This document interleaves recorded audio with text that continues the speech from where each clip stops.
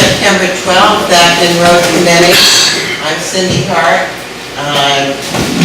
Everybody else can introduce themselves. Brendan Meehan. Patrick Stevens. Tom Gore. Dennis Long. Okay, we've all got an agenda here. We want to start with old business, which is the MMA letter, which shows how they feel, the roads committee, what our role is and how we should operate. And I want to introduce it again because there have been questions about what our role is. And as an independent committee, it more or less says that we advise to the road commissioners and we advise to the planning board. A lot of the stuff that we've dealt with in the past have been land use issues, roads, turnarounds, that sort of thing. We started on the bridges last week. However, David has chosen, he feels that he can take that over and do a good job, and the selectmen have supported him. And I believe he's spoken to Elise today, so maybe she can give us an update.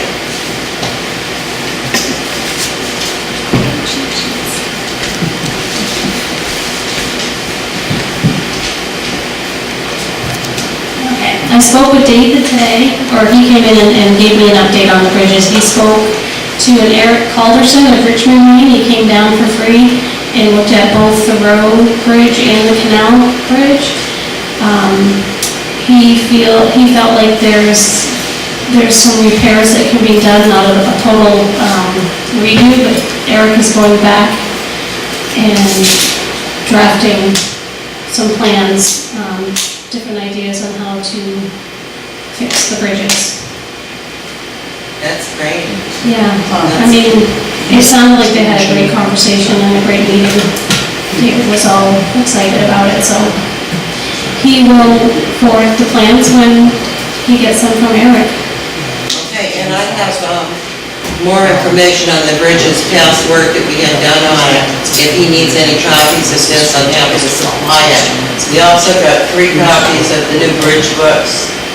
And if anybody here wants one, I'd like to save one for David. And if we're going to have a file downstairs, put one down there so it's just if anyone wants to come in and use it, it's available to them. It tells you how to read the reports. And that's kind of what slowed us down. I'd also like to think that perhaps we could keep the bridge reports down there, downstairs in a file cabinet, so this committee could access it. Somehow when files got changed up here, all of the past bridge reports disappeared. So we're starting kind of go all over with that. And just one note, I know that we had said before on the bridges that we only had the approach for the canal bridge, but when I look at the report, the 2015 report, they're giving us a 50-50 split on the bridge. That's from the state of Maine. That would be considerably more money than the report I had given you before. Has everybody seen the one from 207 that New Hampshire sent over? Cindy, could I take you back just a moment with Yeah. reference to the MMA letter? Going back to the committee and its organization or reorganization, you will recall that this was an act of the town meeting to recreate or bring this committee back into existence. Prima facie, its primary responsibility is advisory to the town meeting. The inclusion of the selectmen and the road commissioners as in the ordinance was necessary to indicate that they were also advisory to those bodies. But prima facie, it's the town meeting as an organ of the town meeting. Okay, at least that's my understanding, and that's what I was creating when I wrote the article recreating it. So I don't know if that needs to be discussed here, but I want to make it clear that that was its primary objective. Well, I thought we'd kind of touch on everything Okay. tonight That's fine. quickly and make this about a half-hour meeting and then go to the selectmen and see where do they want us to go and where can we be the most useful. But yeah, there are different opinions. And also the survey, which I do feel we should have some input in to at least take a look at. I know you've been on the road committee, I have, and Dennis has been involved for a long time, and I think it could be helpful. But, the next thing is turnarounds and our liabilities. And that's where we were in our last meeting before we resolved, and I believe you were presenting it, and Dick Neal is here tonight.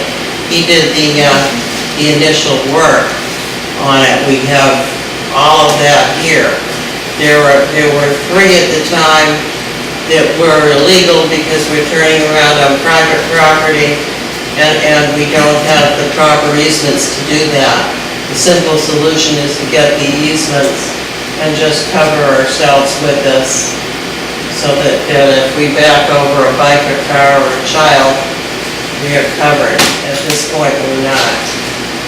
May I interject a thought? I think we have another Sure, go right problem here ahead. too. Normally, when you grant an easement, you grant somebody the title to pass over their land. That's basically what an easement does.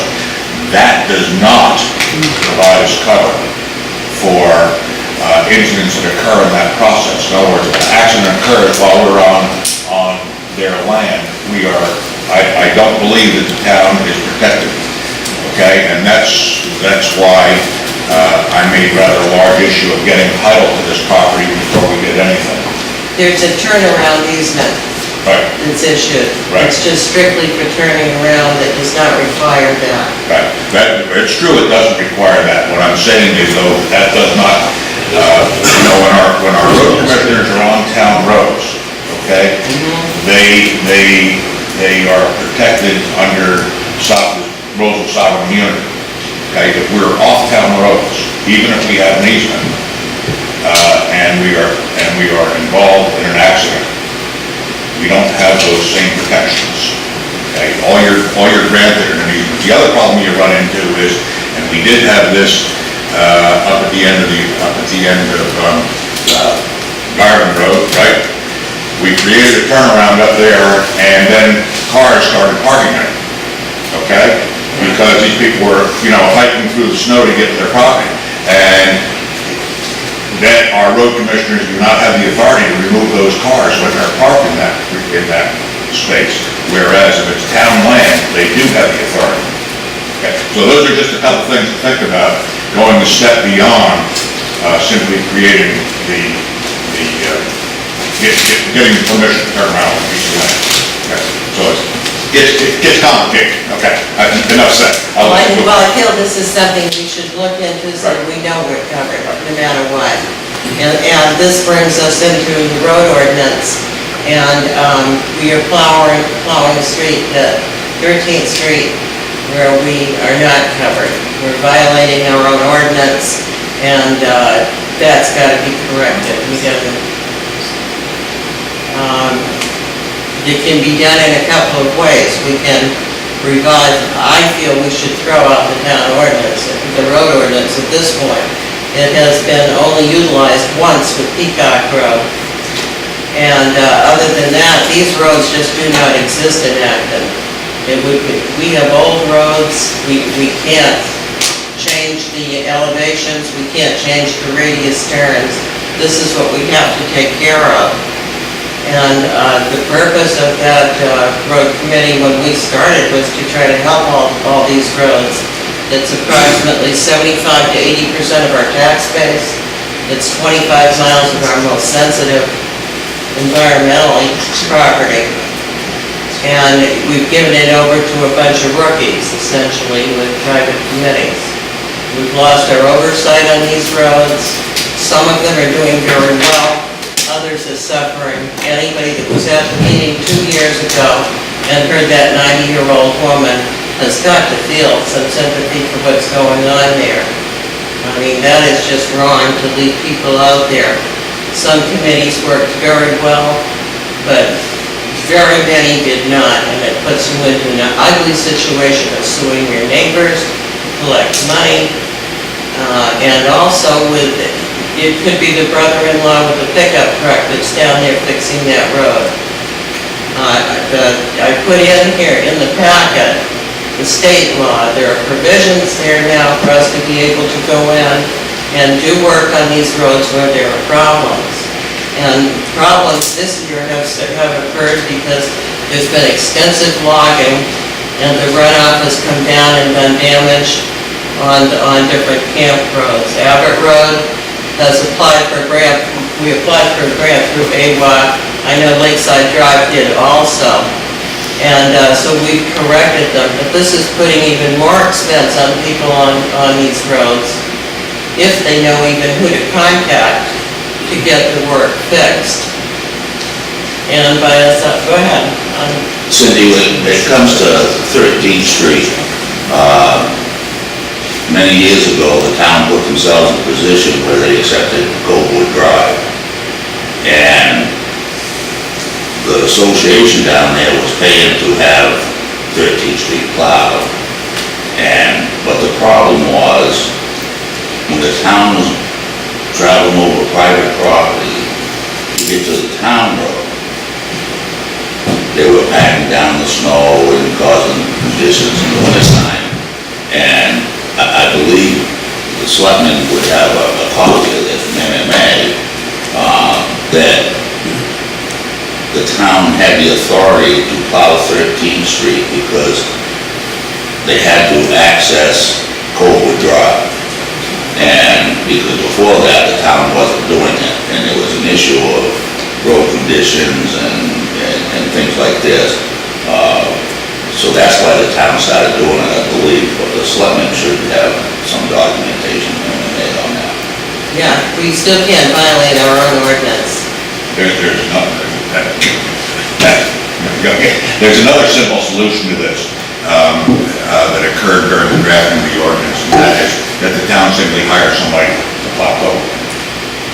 Okay, and that could be the same person who plows 13th Street, it doesn't have to be. But the town's obligation is to plow Coldwood, there's no question about that.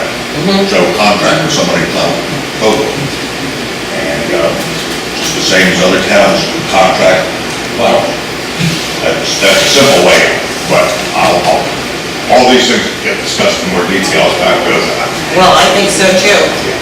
There are 164 properties on that road, and that's beyond a private road. And many of the others are also beyond being a private road. I see Dick Town shaking his head back there. No way. You've been on this for years, and can the public talk today about this or not? Pardon? Are you gonna allow the public input on this today or not? I'd be delighted to hear what you have to say. When your meeting is over, I'll talk to you about it. Okay, and I would like to point out, I put in also the state law. Shapley has utilized the state law. The first page will tell you, the 3 out of 4 people on a road should have a meeting, that they can essentially take over and run the road. What Shapley did with their attorney, and we use the same attorney, is to say if 3 out of the 4 people on that road sign a public easement, we will take care of it. Because it's the right thing to do. Who's we, in the town? The town, and the town does. No way. You gotta be Yes, the kidding me. town does maintain, Dick, the town does maintain private roads over there, not all of them. But if you get a road with 20 or 30 homes on it, that's beyond the private property, I believe. No, it isn't. No, it's not. Cindy, you've been talking about this for 30 years. Yeah. And there's nobody that supports you on it. We cannot afford to make these public roads. You chose to live on that road, so don't ask me to pay for it. Well, we did ask you to. But you're gonna keep, I know you're relentless on this, you're gonna keep doing it. I am, because I feel they should be taken care of. And if there is a way that we can do it, I feel we have an obligation. It's a parasitic relationship at this point between the town and these roads. This is your tax base, and you want it done well. You chose to live there, don't ask me to pay for your road, fix your road up. I'm not asking you to pay for my particular road. I see. I think there are others that we start on first. I see. This Black Mountain Road just had 60 acres logged. That went over their private road, all those trucks and everything. The money that they would put in there is pretty much thrown off. I'd like to see the forestry committee have a little more control over with the cutting here and, the effect that it has on the properties below. So, yeah, I'll keep saying it, too, Jim, because that's what I believe. If I may, some people knew this was a situation at the time, you know, this buyer beware thing, but there's also a lot of, quite a few roads that the town did take care of when people decided to build on there. There was a time when all the camp roads, for example, the town graded them, put gravel on them, every one of them, every year. They did it for years. And there was also another list of roads that they plowed and sanded in the wintertime. There's some roads that the people on the road gave a donation towards the winter plowing, and there were some roads that weren't. Now, I wasn't going to bring this up, but I'm going to. When it comes to the flat ground road, there's a misperception of the flat ground road. The county accepted the flat ground road in 1862. Okay, so it was a county road. At some point, and I don't know when this happened, the county got out of the road business. And now we've just got one road that we call the county road, and that's the one that goes between Fawcett Ridge and Fountains Hill. In 1960, March 12th, the town voted to close the flat ground road.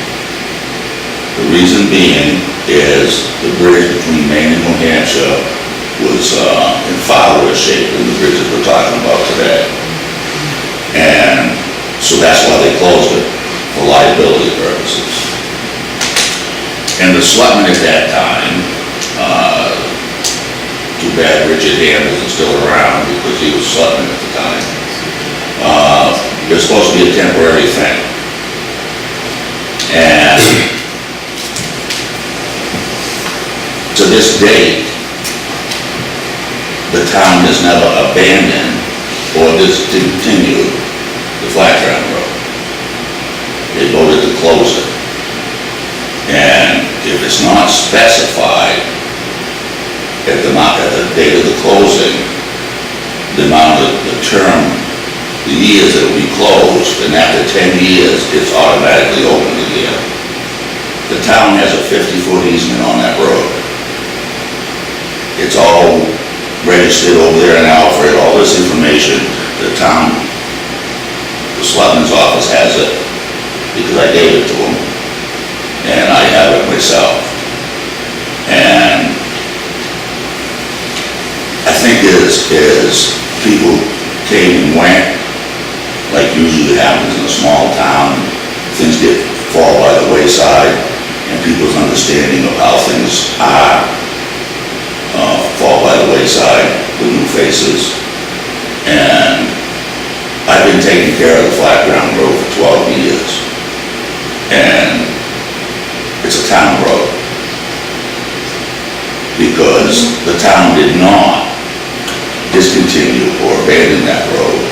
And that's the only way the town can relinquish the ownership of a road, by state law.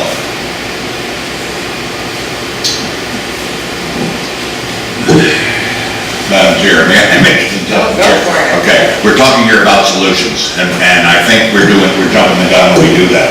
What this committee needs to do, and I readily agree that there are problems out there.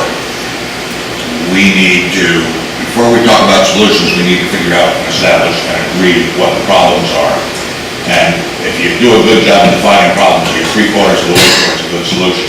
So I would suggest that moving forward, that be one of the things the committee undertake to, first of all, find out what the problems are with respect to any and all of these roads that we may be talking about, or any of those that do have problems, and then we're in a much better position we'll formulate policy moving forward. But we'll find out what problems are before we talk about solutions. That's my suggestion. Thank you. I agree, which brought up survey of camp roads next. I feel we should contact Good job, Tom. the various road associations and see how they're doing. What problems they may have. Some of them are very successful and don't want to see the town at all. And others just don't get maintained in the winter, and that's not a problem for us. I'm concerned about the old lady stuck down on the road, or the single mother that came to my house, and she was the only one on her road that was paying for her plowing. And this is where we're just wrong. And we have to have a little heart here. Other than that, there's just a couple more things, and then we can come back. There should be an inventory of town equipment. I know that we've got 2 thermometers that go on trucks that will register the road temperature. Each of the road commissioners has one.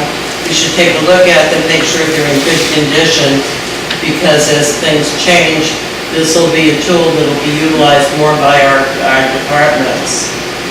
And the RSMS, still, there's a new program for that. The new one we can do by car. It includes your road signage, and it's GPS, and 4 people can do it. If we have 4, and that gives us our basic, the place where we can start to plan to spend our money better so it stretches farther. And I do think we should have more money for these roads. But you gotta plan it better. And if that comes to snow and ice control, we're spending too much on salt. We're gonna get more numbers tomorrow. We'll have a look at them, but thousands of yards of salt are being dumped on these roads unnecessarily when we can use better techniques. These are available, and again, there's classes that are sponsored every year by the DOT to show us how to do it. We should be able to cut our sand usage way down and our salt usage by 50% by utilizing a different approach. Well, that's all I know, and I open it to anyone that wants to. I do have something else I want to say, Cindy. My personal agenda here is that I would love to be working with the selectmen, the road commissioners, and the road committee to find positive solutions to any issues that come up. And I agree 100% with Tom. It's nice to work with the selectmen, it's nice to work with the road commissioners, and I don't mean to criticize anything they're doing. There are problems and they need to be solved. And I agree with Tom that our number 1 responsibility is to town meeting. And I think that's everybody's number 1 responsibility, whether you're elected or whether you're appointed. I just make one comment, back that up. Town meeting hires us, town meeting fires us. We're responsible of the town meeting. Those are the people we answer to first and foremost. Okay, that's just town meeting. Where I'm going. So,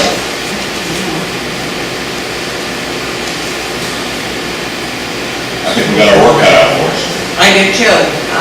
I think we should go to the selectmen next week, present our list, I would see what they'd like us to do. I would like for you to see if there's any comments from the public before we. Oh, We definitely. got quite a Sure. crew here tonight. It'd be nice to hear their opinions about what we said tonight. Also, there was supposed to be some kind of sample survey. Thank you, Yes, thank you. Jen realized that she got halfway home that she forgot to give that to you, so I thought I had my copy with me, but I think I gave it to her, so she's gonna email that. Okay. Or I can do it, I have your email, I'll get it to you and you can forward it to them. Okay, great. Sound good? Yeah. Thank you. One other issue I would bring up, and I brought it up before, and that is, I think This committee needs an ordinance that describes what it does, who it's responsible to. Over the years, the functions of the various committees of the town meeting were well understood by all members of the town meeting, all citizens of the town. A lot of that, what I call knowledge, institutional knowledge, is lost because we have so many new citizens, and many of those have not grown up with the town meeting form of government, don't understand it from outside of New England. And the process of writing an ordinance is a process of bringing us all together and coming to an agreement about what our job is. So we have a common understanding of what our job is, and then going to the town meeting and saying, do you agree with this? This is what our job is. So, and the other, well, I'll leave it at that. I strongly encourage the committee to push the notion of writing an ordinance to formalize the function of this committee so that we can have that opportunity to build that common understanding. Here. Do we have ordinances for our other committees? We're working on it. I think it's a good idea. I also think job descriptions are a good idea. We have a To ordinance. totally outline what the road commissioner's responsibilities are, to bring down the line, the town administrator, we don't have one there. And, let's get it all on paper so we We know. did have one for the Conservation Committee, when that was first started. There was a job description in the ordinance. I don't know of any other one. Do you, Tom? No. The fact is that the way the town meeting form of government works is it's a new government every single year. And the various committees and bodies or organs of the town meeting can formulate policies and make appointments, et cetera, but those are not appointments of the town meeting. Those are appointments of the bodies. For instance, our town administrator, there's no legal document that says she's town administrator. That's an office that the selectmen have called. She's the selectmen's administrator. She's not the town of Acton's administrator. And I've made the point before that the selectmen also have a personnel policy, which they call the town of Acton personnel policy. The fact is that in order for it to be a town of Acton personnel policy, it has to be a policy adopted by the town meeting. Otherwise, it has no legal standing after the end of the term of the body that created it. Because those governments exist for 1 year and they dissolve or are recreated by the annual town meeting. That's the job of the annual town meeting, to create the government for the ensuing or following fiscal year. Again, I'll shut up. No, sure. No, you know what. We're working on all these details. So what is going to be the,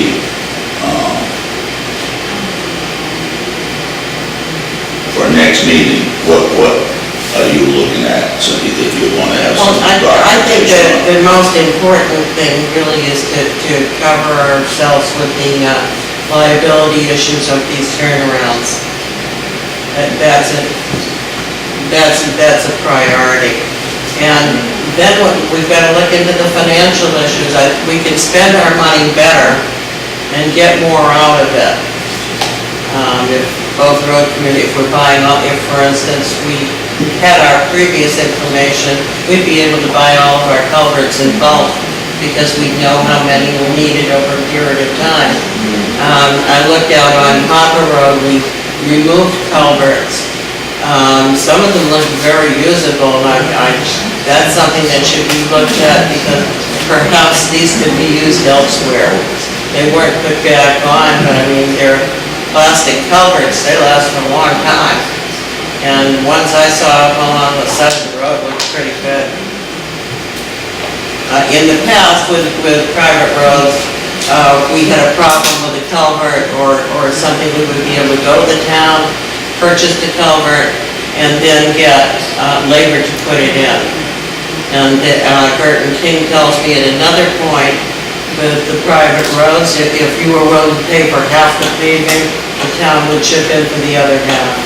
And this benefits everybody, that the runoff into the lakes is what's going to destroy them, and that the environmental concerns are considerable. with these roads. They tore off as much as all the houses. These are the same people who put fertilizer on the lawn in the lake. Cindy. Come up here and shake your head. These are the same people who put fertilizer on the lawn right next to the lake, and they're all of a sudden worried about the road that's a half a mile away from them? You Well, gotta it's be not a kidding. half a mile away, Dick. It's many of them are within resource protection. Cindy, down at the bottom of the lake, the people there that have lawns, right on the edge of the lake, they put fertilizer on them, and then don't care about the roads that are up behind them. They're digging ditches across the road, That's running a water on other different- people's Don't you think land. that's a different issue, Dick? It's not. If you're concerned about pollution of the lake, Cindy, it's not. Well, I don't These think are the you can same go on, people. I don't think you can go on in someone's yard and tell them, don't feed your lawn. I do think we can control some of the runoff from these roads pouring into the lakes. Yes. You're And absolutely I right. think that we need to have people that are qualified to do the work, that are putting on the right materials. Sometimes you see some real crappy gravel. That's because they don't know the difference between good gravel and poor gravel. They don't know who to hire, they don't know what to ask for when they do fix their roads. You're giving it to rookies that just simply don't know how to do the job. There's laws. State of Maine says you can't work on these roads around the lake anymore unless you're certified. Right. But the problem is, they can make the law, but that's the end of it, I would assume. Well, You we're know what I paying a mean? lot for enforcement, we've got a boat out there driving around. We paid for a boat last year, we're gonna hire somebody else for enforcement. No, but my point is that you can go out and work on one of these private roads, there's somebody that lives on that road, and try to deter water from going down through the yard into the lake, or try to do this, or try to do that. But the state of Maine says if you're not certified, you can't do that anymore. I think it's 10 square feet is the most you can, disturb. I think it's a cubic yard. Could very well be. I mean, I took the class when, they were given it a few years back, but, there's people doing it, and you really can't blame them for trying to fix a problem that they don't know what to do about it. That's right, that's why the oversight from the town is important on these roads. But I don't know what authority the town has on private property. There are provisions where we can put money into, we can supply money to fix problems with runoff legally. Again, if you go over and look over the warrants, you will see that increasingly more and more money has been spent, perhaps not enough, and we need to renew our focus on this, I think. But we are subsidizing to a much larger extent than ever before the lake associations. And the vehicle for doing that is with the notion, I think, of serving the purpose of preserving the quality of the lakes. At least that has to be our focus. That is our legal avenue to do that if the town meeting wishes to do that. But I think the Warrant and Finance Committee has a function in this also, and that's to make sure that when the Lake Association comes to the town to ask for a donation, that we are very certain what that donation is for, and the donation is consistent with the law that exists here. And there's a way forward here, again, but I encourage us to go back and define the problems before we start getting into solutions. Make it real clear that we understand the problems, what they are. Why don't we start with the survey of the camp roads, getting in touch with the associations that we know exist, and just see how they feel and what their problems are. And How are you gonna do that? well, let's invite them all to a meeting with this committee, I think that's perfect. and have them stand up, tell them what we're looking at, and invite the committees here, and tell us what problems they're encountering, if their committee is working well or if it's not working well, what the problems are, et cetera, and move forward from there, but again, define problems. We have My to- suggestion. To get the people from the camp roads, we probably have to grab them pretty quick, because they're all gonna be leaving. I think most of the people who are responsible for camp roads themselves are permanent residents in here around here. I would suspect, I don't know that for a fact. Yeah. That was the case, but I'm not sure it's the case now. If they're incorporated, their chairs have to be main residents. So, I have a partial list, if somebody wants to help me with phone calls, to try to get in touch with them, and perhaps Jennifer. But let's have our next meeting be a giver. I don't know if the town has a list of the road associations. I checked with Kenny Paul, he didn't, they don't have anything up here. I have old lists and that I can contact, but I'd like some help, because we've got a lot of roads. Well, first of all, I think we ought to go to the association and get the list of them. Well, I'm talking about getting the presidents of the associations to see if we can get those lists, yeah. Oh, yeah, that would be the way to go, yeah. Okay. I am right at my eyeballs, I know. I know you are. I'm wired finance, so I'm going to kind of beg off of this a little bit, because I am. Good, save us some money. I'd be willing to call people, but I have no idea who to call. I have lists and I will get that to you. If we want to make a motion to do that, to start on that one, and also straighten out the situation with 13th Street so we're not breaking our own laws. We as a road committee formally did recommend to, on the basis of a vote, the last road committee meeting was 2 years ago. We voted, and we voted to advise the selectmen to cease plowing 13th Street.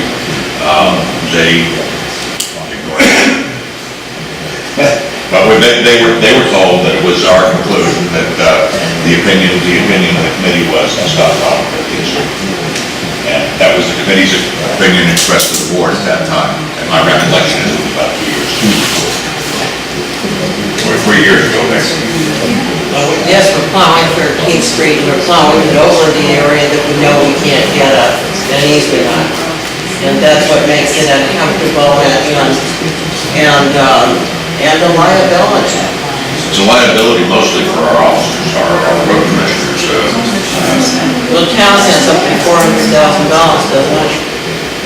That's, I believe you're talking about the limit of sovereign immunity, or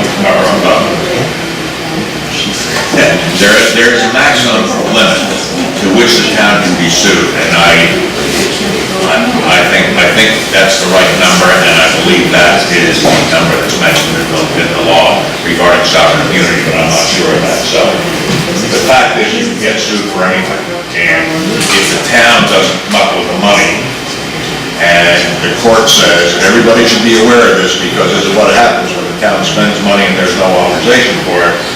Anybody who wins a legal encumbrance against the town, which the town decides not to fund, then the person who is encumbering the town has a legal right to go and lien everybody's property down. This is one of the issues that I have with, signing 3-year contracts, which are not funded. But that's the legal outlet that the town has, that's how come the town can borrow money at reduced rates.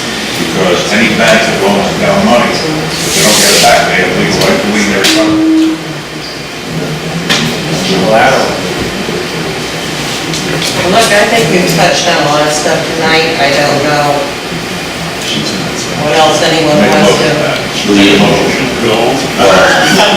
Make a motion, we have a meeting with the various road associations. Well, let's make that in 2 weeks. How's that? Do you think that's enough time for the people? To get in touch with them? Yeah, I do. I do. And, Well, I'll second that. I wasn't concerned about the committee, I'm more concerned about the notified people. If they don't make it, so. But anyway, I second that. okay. And I will contact Jennifer and Elise and let them know in 2 weeks we'd like to have a hearing. And Dennis, I've got lists I can get to you if you want to make phone calls. As long as our meeting isn't, make sure our meeting isn't in conflict with Yeah, I'll check and get back to all of you. whatever they've already got scheduled. 2 weeks from today. Yeah, that would be after the, that's next week. Well, let's. And we'll check, we want to make sure that Elise can make it. 2 weeks from today, Okay, is let's- 26th, I think that's a critical day, isn't it? What is it? 2 weeks from today is the 26th, and I think there's, Warren Finance. yeah, one Friday. Oh, do we don't want to interfere with that. So you'll have a- Why don't I get back to everybody? I'll check with Jennifer and then Elise. Look at 3 weeks, yeah. That's okay. 3 weeks is gonna work for me, I will be down the whole, through Columbus Day weekend. Okay, well, I want you to You can get have, it. I can't, I'm not gonna be here, so you can have a meeting over there. Oh, that's the one that's going on different times. They're trying to go around. Yeah. We're going everywhere. Oh, you mean no, before the. Yeah. How about doing it on Thursday, the 28th?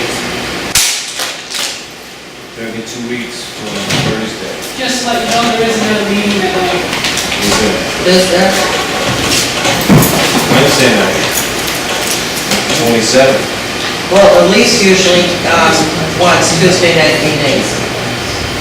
Okay, so. You know, So I appreciate this, you guys. However, I think it's more important that the whole board to be here. okay. And I'm not trying to say anything that we don't need, because we do. But I think it's very important to set a night that the whole board can be here. And if she can't make it, maybe one of the other, something. Wednesday, the 27th? Anytime's all right with me. You know, that's after your work, finance, right? 27th on Wednesday? The warrant finance is the 26th. So the 27th. 25th and 26th. 25th and 26th are here for the warrant. Yeah. The warrant and finance. So, We're talking about the 27th, Wednesday. yeah, with you, Tom. Nothing, they have to do it. We have meetings 2 nights in a row. That's correct, sir.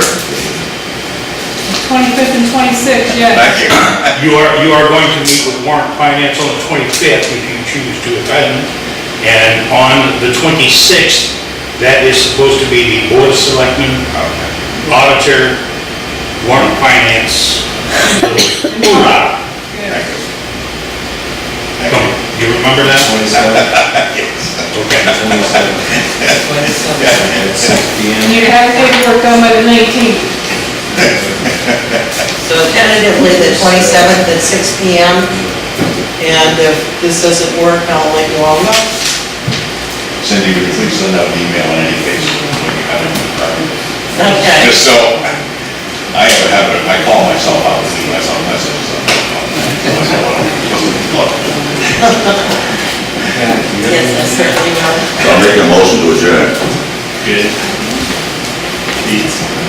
Okay. JPK. Edmund, yeah.